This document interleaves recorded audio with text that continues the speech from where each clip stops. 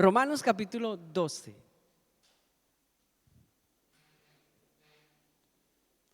Dice la palabra de Dios allí, versículo 1 y 2. Romanos 12, versículo 1 y 2. Así que, hermanos, os ruego por las misericordias de Dios que presentéis vuestros cuerpos en sacrificio vivo, santo, agradable a Dios, que es vuestro culto racional. Lo vuelvo a leer. Así que, hermanos, os ruego por las misericordias de Dios que presentéis vuestros cuerpos en sacrificio vivo, santo, agradable a Dios, que es vuestro culto racional. Y dice el versículo 2, no os conforméis a este siglo, sino transformaos por medio de la renovación de vuestro entendimiento, para que comprobéis cuál sea la buena voluntad de Dios, agradable y perfecta. Pues, señores, esta mañana queremos que tu palabra nos hable, que tu espíritu abra nuestro entendimiento, nos ayude a crecer, a ser edificados, que esta palabra traiga fortaleza, ánimo, esta palabra nos direccione también a tus propósitos. Gracias, y oro para que nuestros oídos estén atentos, nuestro corazón sensible a lo que tú quieres transmitirnos hoy para crecer como iglesia, Señor. Bendice a cada oyente y que la fe venga por el oír a cada corazón, en el nombre de Cristo. Amén. Cuando leía este apartado, todo lo que es capítulo 12, parte del 11, para conocer un poco el contexto, pensaba en una realidad que el apóstol Pablo plasma aquí en capítulo 12, la manera como adoramos, ¿no?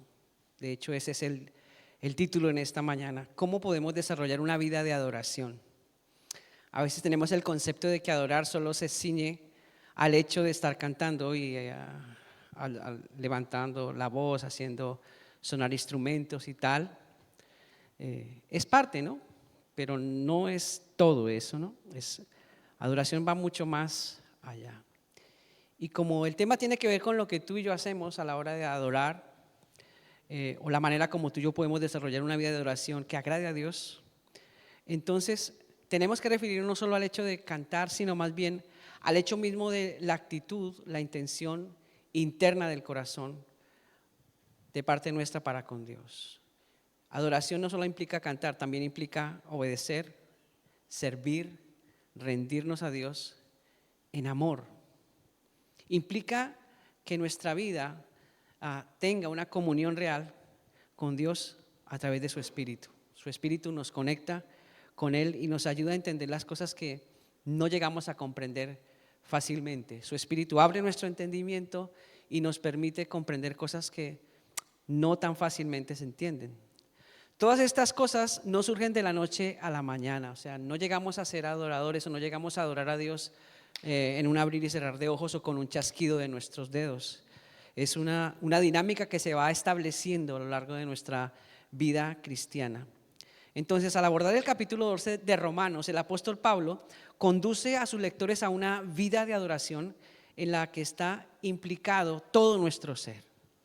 Todo nuestro ser está implicado en la adoración. No es algo exclusivo del espíritu o del alma, sino todo nuestro ser. Y esto es interesante.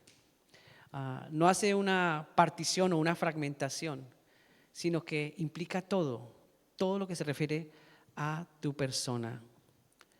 Para que nuestro culto sea racional, como dice aquí el apóstol Pablo, o como dice el texto traducido, para que podamos adorar a Dios, de manera que podamos adorarlo sacrificialmente, de una manera viva, santa y agradable. Hasta ahí parece que el propósito que el apóstol Pablo nos está planteando en la carta o a sus lectores es claro, ¿no? Dios quiere que le adoramos de una manera sacrificial, viva, santa y agradable. Esa es la intencionalidad. ¿Y cómo hacerlo, no? Estaría una pregunta interesante. Sé lo que tengo que hacer, pero ¿cómo lo voy a hacer? ¿Cómo lo vamos a hacer? ¿Qué pautas debo tener en cuenta a la hora de brindar a Dios una adoración viva, santa y agradable? Bueno, vamos a ir punto por punto. Vamos a ir fragmentando este texto para ir conociendo esa realidad. Lo primero es recordar de dónde nos sacó Dios o de dónde te sacó Dios para poder llegar a tener esa adoración sacrificial viva, santa y agradable. ¿De dónde te sacó Dios? Y el texto empieza diciendo, así que hermanos, así que hermanos.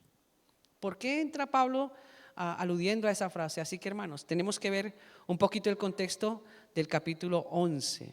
Y en el contexto del capítulo 11, Pablo hace alusión al pueblo de Israel como un pueblo escogido de Dios, pero no como el único pueblo de Dios. Pablo hace alusión de que aparte de Israel, Dios ha lanzado el evangelio a otro pueblo no judío, al pueblo gentil, nosotros, por gracia y por misericordia. Y esa realidad la hace para despertar celo, usted lo lee en su casa, despertar celo al pueblo judío, con relación a esa realidad de que ahora Dios no se está enfocando solo en Israel, sino que ahora el evangelio de gracia es lanzado a un pueblo no judío, para que todos a una puedan ser alcanzados por esa gracia. Por ejemplo, usted puede leer Romanos 11:11 y dice que ahí Dios está provocando a celo. Ellos, los no judíos, o los judíos, no aceptaron la gracia que les había sido dada por medio de Jesucristo, sino que seguían aferrados a su tradición, a la ley que no puede salvar. Por tanto, esa gracia fue extendida al pueblo no judío, a los gentiles, para provocar celo a aquellos que pensaban que eran los únicos. Mediante ese celo provocado, quizás los judíos pidiesen mirar a Cristo como su Señor y Salvador, de tal manera que tanto judíos como gentiles fueron puestos sobre un mismo plano de gracia sin excepción para alcanzar la salvación. Es lo que dice el versículo 32 de Romanos 11. Porque Dios sujetó a todos, tanto judíos como gentiles, en desobediencia para tener misericordia de todos. Lo que antes era para un pueblo en exclusiva, ahora, por haber rechazado ese pueblo, esa gracia, saltó a nosotros los no judíos. Y Pablo sigue hablando a partir de los siguientes versículos de las tremendas misericordias de Dios, de su grandeza, de la capacidad de Dios en poder hacer esas cosas que para nosotros eran inalcanzables. Y eso nos tiene que poner a pensar cómo Dios llega a nosotros sin merecerlo, un pueblo no judío que no conocía la Torá como ellos, la ley de Dios como ellos. Llegó el evangelio hasta nosotros que no conocíamos nada de Dios. Y Pablo está pensando en eso, en ese contexto. Y añade, os ruego hermanos, así empieza el capítulo 12, después de que ha dicho toda esta realidad de judíos y no judíos, os ruego hermanos por las misericordias de Dios, o sea, por todo lo que Dios hizo por ustedes como pueblo no judío y por tanto alejado de Dios, os ruego hermanos que presentéis vuestros cuerpos en sacrificio vivo, santo y agradable a Dios. Es vuestro culto racional, o es la manera como se debe adorar. En otro sentido les está diciendo, les ruego que recuerden las misericordias de Dios, que no pasen por alto esa gracia que pudo salvarlos, que no se olviden lo que Cristo hizo por ustedes, la sangre que Él derramó, que no se olviden de todo lo que le costó al Hijo, ese sacrificio que Él hizo voluntariamente por ustedes, que no se olviden que lo hizo para salvarlos, para perdonarlos, para limpiarlos, para hacerlos hijos de Dios, para hacerlos nuevas criaturas. No se olviden de eso. Os ruego, hermanos. Cuando se nos olvida de dónde nos ha sacado Dios, se nos olvida el precio que Él pagó por nuestro pecado, entonces obviamos sus misericordias.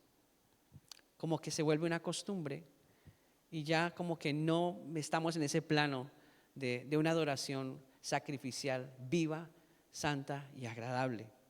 Y es interesante recordar lo que Dios hizo. Eso nos vuelve al camino, eso nos refresca la memoria, eso nos encamina en el primer amor, ¿sabes? Ese primer amor, eso que surgió el día en que tú y yo llegamos a Jesús, eso que surgió el día en que tú y yo le entregamos nuestra vida a Cristo, eso que pasó vuelve a florecer.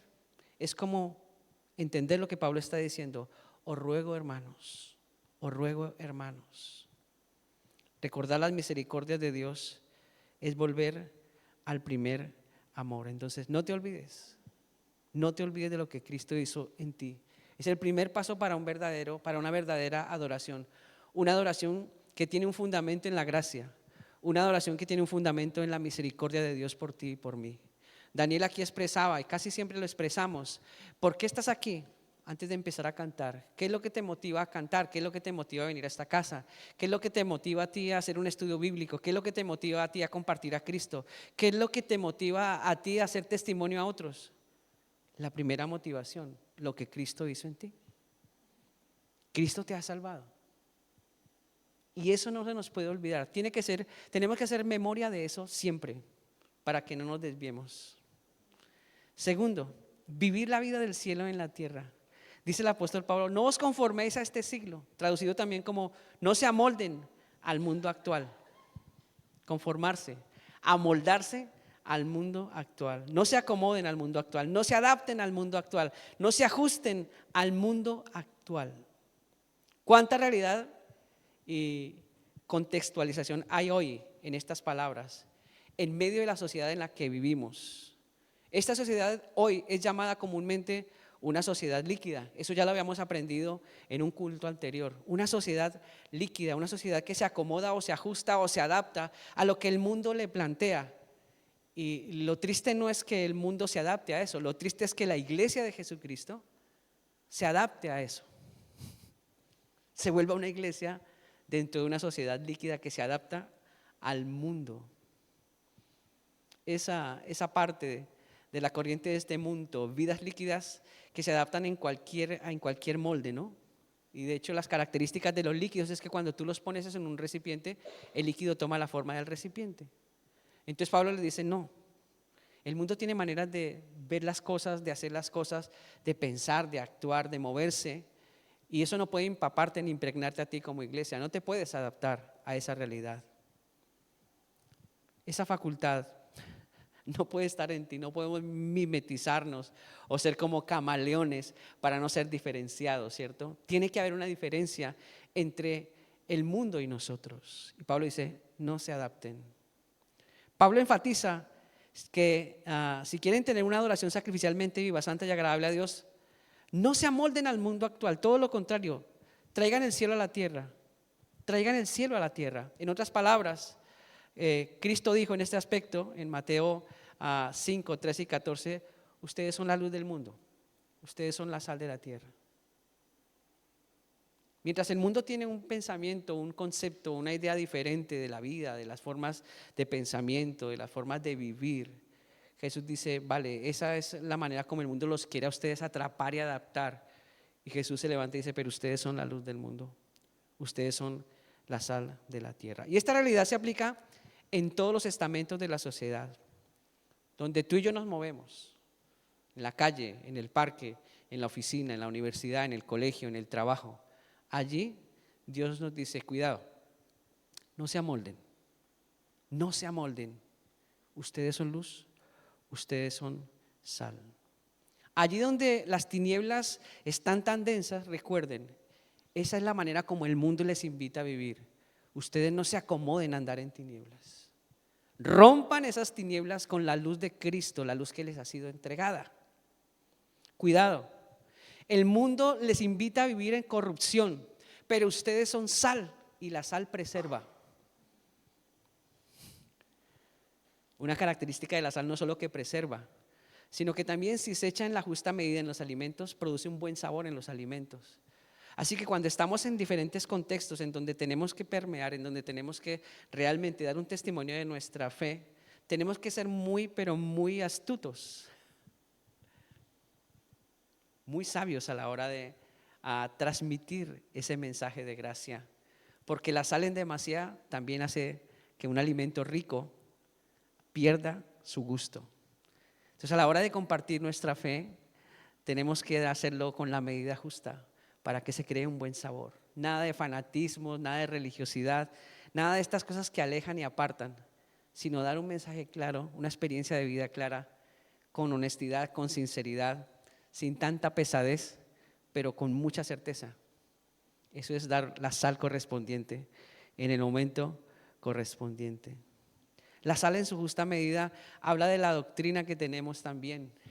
Estamos presentando a Cristo y eso no se nos puede quitar de la mente. Estamos presentando a aquel que nos salvó.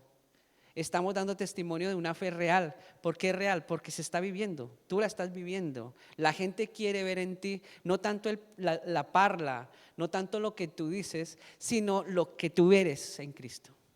Y cuando la gente ve eso en ti, permeas perfectamente, salas perfectamente, se siente el sabor en el ambiente. Hay algo de Cristo que está siendo dado con naturalidad. Me encanta cuando la gente puede hacer esto con esa naturalidad, porque se nota, se siente esa realidad de Cristo en nosotros. Así que eres luz, eres sal.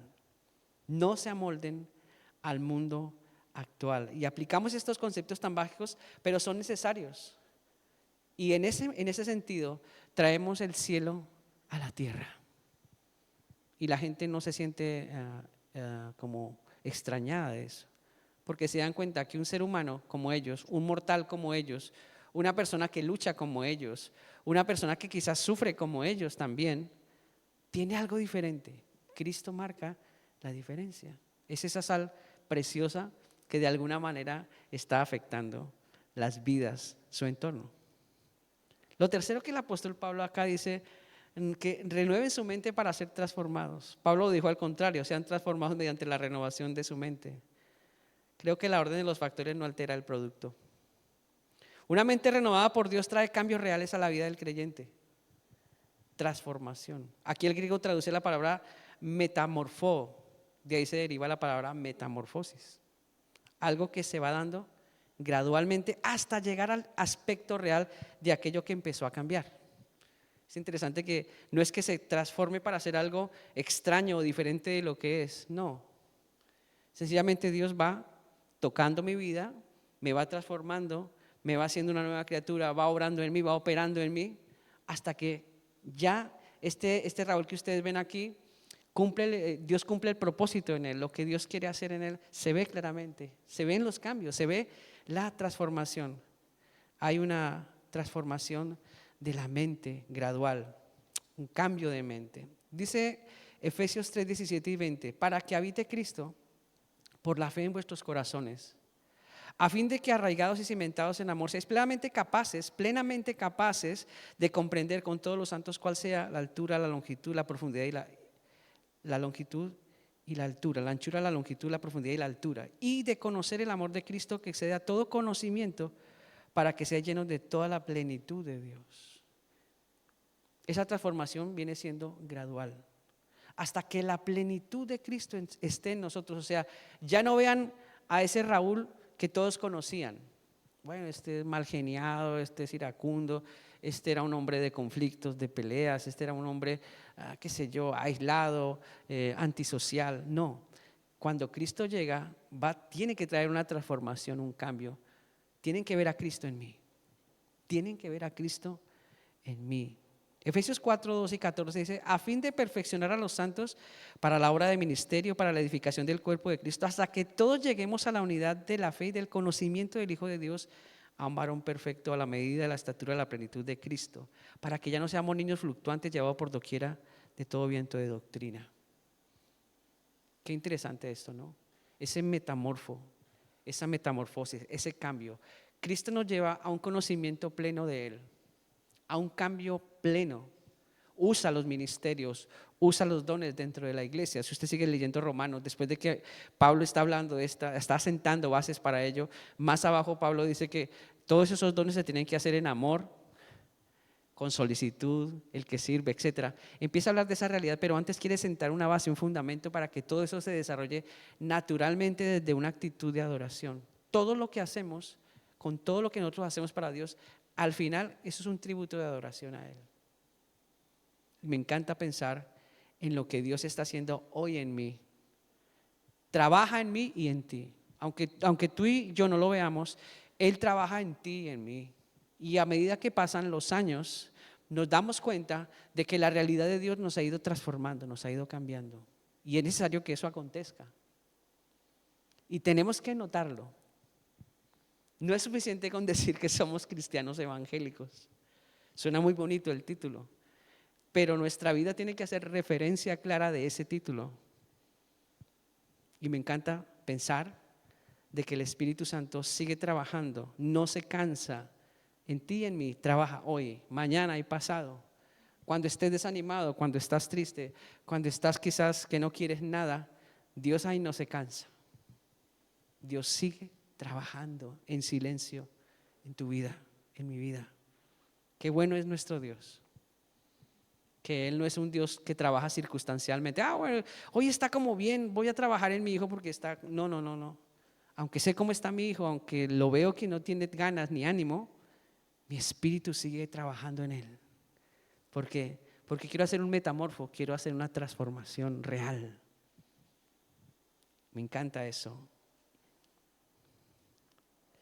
Cuarto, no como entero. Y esto es algo bien curioso a la luz de la línea que Pablo está expresando ahí. No coma entero. Dice, para que comprobéis cuál sea la buena voluntad de Dios agradable y perfecta.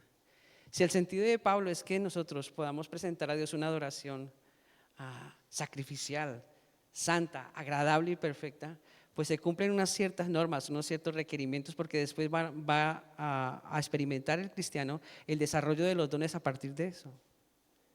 Y me encanta esto porque un verdadero adorador no pasa los detalles por alto. Dios es un Dios de detalles, lo vemos en todo el contexto de su creación. Usted mira la naturaleza, mira las flores, la variedad que hay, los animales, las aves. Todo tiene un detalle, una razón de ser, un porqué. Y yo pienso, si Dios es tan detallista, observa las cosas, creó las cosas, puso cada detalle en ellas, cuando Dios está trabajando en nosotros, es lo mismo. Es muy detallista cuando trabaja en nosotros. Es muy paciente cuando trabaja en nosotros. Es muy ingenioso cuando trabaja en nosotros. Y lo más tremendo es que trabaja en cada uno de manera particular. Él no hace robots, como en la película Yo Robot. ¿Han visto la película Yo Robot? Todos son iguales. Todos son iguales. No. Cada hijo en particular, en cada hijo en particular, Dios está trabajando de una manera muy especial. Somos únicos. Tú no vas a encontrar en toda la tierra otro Raúl como yo, ni vas a encontrar otra persona como tú en toda la tierra. Y Dios está trabajando particularmente en ti. Por eso no te agobies cuando veas a otro cristiano que a lo mejor tú lo ves que está más robustecido, como que lo ves más espiritual, como que lo ves, qué sé yo, dice, yo nunca voy a poder llegar a ser como mi hermano, así, mira, increíble. A veces llegamos a compararnos con otras personas, ¿no? Y eso lo que trae es tristeza a nosotros. No. Lo que tú debes pensar es, Señor, gracias, porque tú estás trabajando en mí. Y yo soy único para ti. Y tú me amas igualmente. Y estás metiendo tu mano en mi vida. Y estás creando cambios reales. Yo estoy experimentando esos cambios. Así que gloria a Dios por mis hermanos, que son más robustecidos, más fuertes espiritualmente. Gloria a Dios por aquellos que me dan ejemplo. Y también gloria a Dios por aquellos que quizás no me dan ejemplo. Porque también de ellos puedo aprender. También de ellos el Espíritu Santo va a echar lo mejor y va a decir, mira, aprende también de esta realidad. Un verdadero adorador entonces no pasa por alto los detalles, sino que se fija en los detalles. Y aquí hay otra palabra interesante en griego que es dokimazo, comprobar, para que comprobéis, dokimazo, cuál sea la voluntad de Dios agradable y perfecta.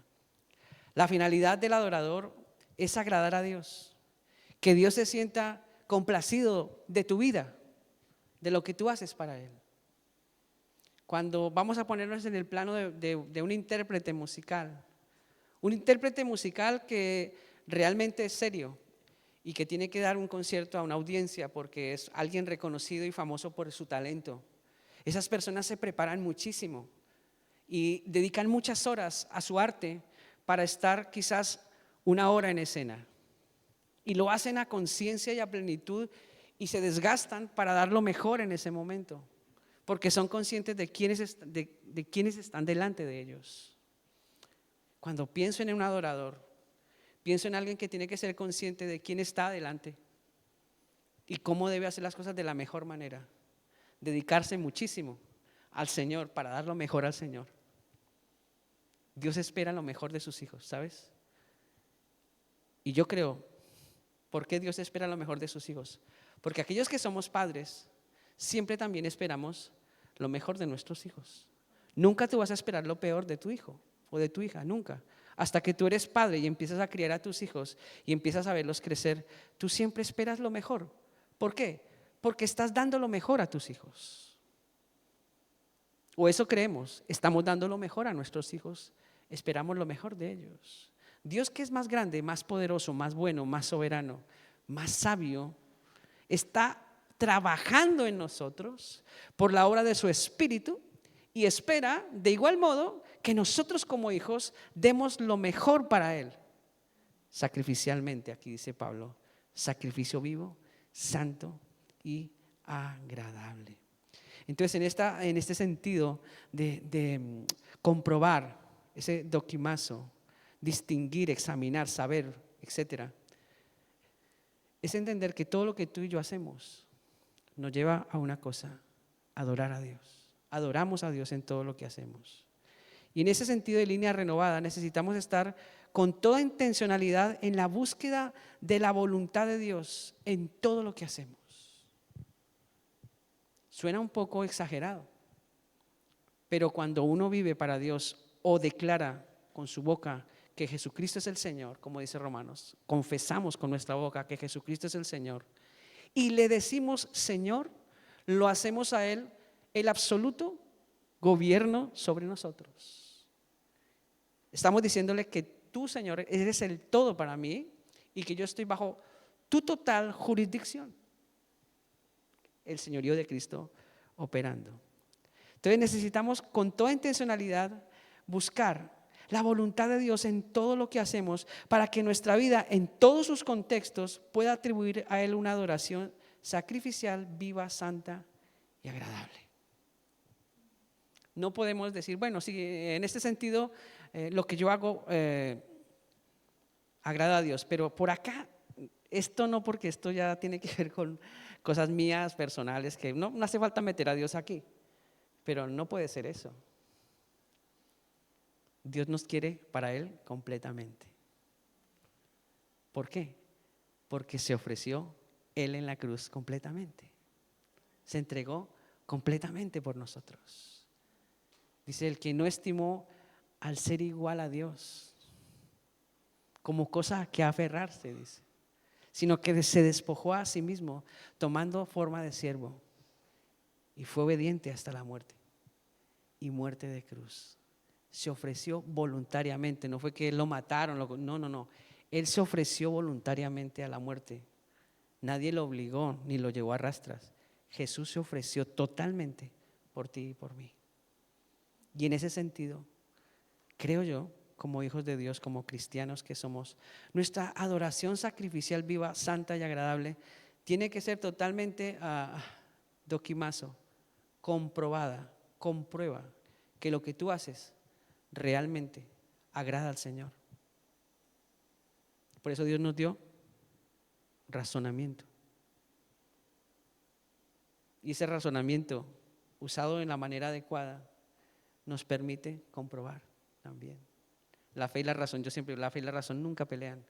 La fe y la razón son como hermanas gemelas o hermanos gemelos. Van juntas, unidas.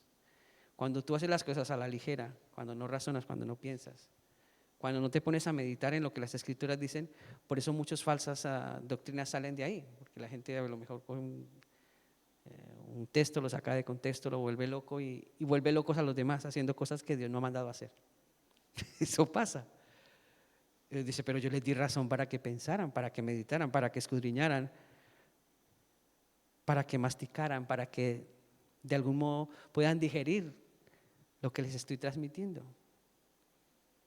Y esto también me habla de ese sentido de responsabilidad.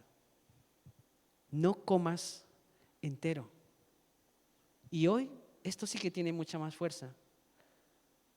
Hoy la información está al alcance de todos. Todos tenemos información evangélica en demasía. Y no todo lo que habla de Dios, no todo lo que se ve de Dios en la información que tenemos, pues trae la verdad de Dios. Entonces, en ese sentido también tenemos que, Señor, estar comprobando si detrás de todo esto está tu voluntad santa, agradable y perfecta. Y esa es nuestra responsabilidad. No le eches la culpa a tu pastor ni a tu líder. Si no he aprendido porque mi pastor no me ha enseñado, vale, en parte. Vamos a hacer un 50-50. Pero hay otro 50 que pertenece a ti. Tú eres responsable de lo que escuchas. Tú eres responsable de lo que ves y eres responsable de lo que aprendes. Y eres responsable porque tienes razonamiento. Pero más aún, eres responsable porque el Espíritu Santo te ha sido dado para que puedas discernir y puedas sopesar entre la verdad y la mentira. No os conforméis a este siglo. Me encanta lo que Pablo está transmitiendo en este enfoque. Y si ustedes siguen leyendo, sabrán por qué Pablo empieza a encabezar ese capítulo 12 de esta manera, de llevarnos a una verdadera adoración, porque después sigue el desarrollo de los dones. Lo llevas en paralelo con Corintios 12 también, que habla de los dones, y te darás cuenta que toda esta realidad, toda esta expresión de servicio en la iglesia, en el contexto de la tierra en la que vivimos, no se da porque sí, sino que tiene un fundamento para que presentemos nuestras vidas sacrificialmente a Dios en todo lo que hacemos. Y cuando todo lo que hacemos, lo hacemos con ese corazón sacrificial, santo, agradable y perfecto, Dios es loado, el nombre de Cristo es levantado, el nombre de Cristo es reconocido, el nombre de Cristo es visto con buenos ojos. Hoy, hermanos, la iglesia del Señor, hoy más que nunca, necesitamos todos ser conscientes de que el nombre de nuestro Salvador, a veces por tantas cosas que se ven, está siendo vituperado, está siendo malentendido, está siendo emborronado, ¿sabes? Y la iglesia es responsable de cuidar ese nombre. Es responsable. Por tanto, Pablo apunta a eso. Hermanos, os ruego por las misericordias de Dios que presentéis vuestros cuerpos en sacrificio vivo, santo y agradable a Dios, que es la manera como se debe adorar. Y no se conformen, no se amolden a este mundo. Sean transformados por medio de la renovación de su mente para que comprueben cuál es la voluntad de Dios. Buena, agradable y perfecta. Es un desafío para nosotros hoy. Dios nos invita. Dios nos ala las orejas también, porque Él nos ve todo el tiempo. Él sabe cómo somos, sabe cómo actuamos, sabe cómo es nuestro día a día, sabe cuáles son tus luchas, mis luchas. Él lo sabe todo y nos desafía con estas palabras tan especiales de Pablo. Os ruego. Pero, ¿cómo que me ruega? Sí, os ruego por todo lo que os he dicho antes, por el sacrificio de Cristo, por lo que Él hizo. Tomaos en serio esto, en otras palabras, tomaos en serio, dice Pablo, esto en otras palabras, ¿no? ¿Somos adoradores? ¿Podemos desarrollar una vida de adoración como Dios quiere? Por supuesto que sí. Gracias a Dios nos ha sido dado el Espíritu Santo para ello. Gracias a Dios no tengo que hacerlo en mis fuerzas. Desde mi carne no sale eso. Pero el Espíritu Santo que nos ha sido dado nos faculta y nos capacita para tener una vida de adoración ante nuestro Dios. Así que en esta mañana os animo de parte del Señor a que podáis meditar un poquito más en vuestra casa hoy en la tarde, echarle una leída a capítulo 12, seguir leyendo los otros versículos y os daréis cuenta que la adoración te va a llevar al servicio, te va a llevar a muchas otras cosas que son parte de lo que es la dinámica de la iglesia dentro y fuera de esta casa. Vamos a orar y vamos a ponernos delante del Señor en esta mañana, pensando en esta realidad de Romanos 12, diciéndole al Señor que necesitamos ese cambio, esa transformación, esa renovación que nos lleva a agradarle a Él, que nos lleva a vivir una vida que agrada a Dios en todo lo que hacemos. Piensa en lo que, mientras tú estás ahí meditando en esta oración, piensa en el propósito de Dios para tu vida, en el por qué te salvó, por qué no te dejó como estabas, por qué no pasó de largo y dijo, mira, no me interesas, por qué se detuvo para traerte la gracia. Piensa, ¿por qué no te dejó perdido? Como dice en otro contexto, muerto en tus delitos y pecados. ¿Por qué pensó en ti? Y te darás cuenta que hay un propósito, que Dios no se ha olvidado de ti. Hay un propósito para ti, que Dios cuenta contigo. Aunque Él es suficiente, esto es lo que a mí me parte la cabeza. Él es suficiente, pero cuenta contigo, te hace partícipe de su obra. Aunque tú digas, es que me da miedo, Señor, es que no me siento apto, no me siento capaz, es que no tengo tiempo, pero yo cuento contigo, dice el Señor. Cuento contigo. Pagué un precio muy alto para dejarte pasar. Te compré a un precio de sangre. Fuiste muy costoso para mí, para dejarte pasar, para ignorarte. Cuento contigo. Pero, puedes decirles todos los peros que quieras al Señor. Escucho que esto es lo que pasa. Cuento contigo. Señor, es que ya estoy muy viejo. Es que soy demasiado joven. Cuento contigo. Si es que mi vida es un fracaso, cuento contigo. He pagado mucho por ti. Señor, gracias por esto. Gracias por lo que Cristo hizo por nosotros. Gracias por ese sacrificio. Gracias por esa muerte. Gracias por esa resurrección. Gracias por esa vida que nos has dado, Señor. Gracias. Hay propósito en esa muerte y en esa resurrección para nosotros hoy. Por eso yo ruego, Señor, en esta mañana que nos ayudes a digerir esta palabra, a entender esta realidad de presentar nuestros cuerpos en sacrificio vivo, santo y agradable, porque es la manera como se debe adorar, Señor. Que no, Señor, no nos acomodemos a lo que el mundo nos plantea, Señor, a lo que aún la misma religión nos plantea, los estados de religiosidad que a veces confundimos con santidad, Señor. Oh Padre bueno, yo te ruego que nos ayudes a romper nuestros esquemas religiosos para vivir una vida santa realmente, Dios. Rompe nuestros esquemas, Dios, para que podamos cumplir tu propósito, para que podamos adorarte en todo lo que hagamos, para que tu Espíritu en nosotros nos dé esa capacidad, Dios, de vivir en esa dinámica del reino de Dios. El reino de Dios se ha acercado, dijo Jesús. Está entre nosotros, se mueve en nuestras vidas. El reino de Dios se acerca a este mundo corrupto.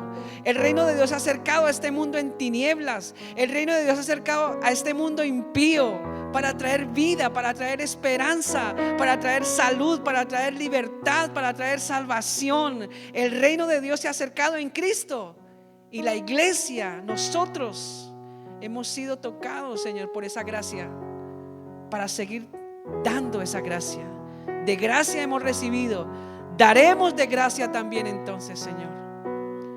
Te ruego, Señor, que nos ayudes. Mira, Señor, nuestros niños aquí en Mérida. Mira a nuestros niños, Señor, en La Garrovilla. Mira a nuestros niños en Almendralejo, Padre. Rogamos por tu Espíritu que nos ayudes.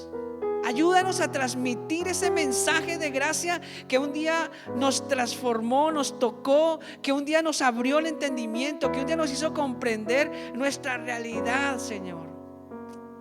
Ayúdanos, Señor, para que todo lo que hagamos, Señor, realmente sea como un tributo de adoración, una ofrenda especial.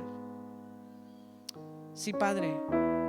Ese es mi anhelo, es mi petición en esta mañana, Padre. Ayúdanos, Señor. para que tu nombre sea reverenciado, exaltado, reconocido. Ayúdanos a ser una iglesia transparente, una iglesia íntegra, una iglesia esforzada, una iglesia valiente, una iglesia dispuesta. Señor, ayúdanos para que Cristo sea reconocido. Sí, Padre. Y gracias por cada corazón en esta mañana, por cada hombre, cada mujer, cada joven, cada niño. Gracias, Señor. Tú cuentas con cada uno. Gracias, Señor, por dejarnos ser partícipes de este trabajo. Recibe la gloria, recibe la honra, recibe la alabanza en esta mañana. En el nombre de Jesucristo oramos con acción de gracias. Amén. Amén. Amén.